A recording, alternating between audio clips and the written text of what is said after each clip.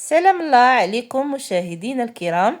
اليوم غادي نقدم معكم طريقتي في تحضير المخ ديال الغنمي. نبداو على بركة الله.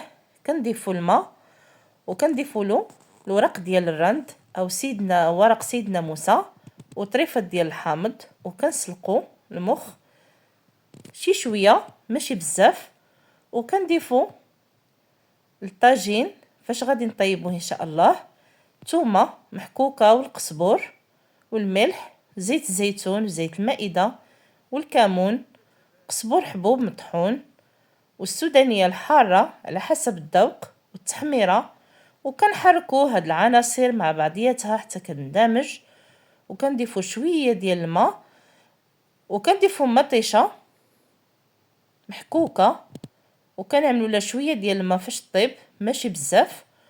وبعد ما طابت مطيشه كنضيفوا ليها هاد الطريفات ديال المخ، وكنضيفوا البيض، وكنخليو الطاجين ديالنا يطيب، وكنضيفوا له الحامض المصير والفلفله حاره، وكتزيين شويه ديال القزبور من الفوق.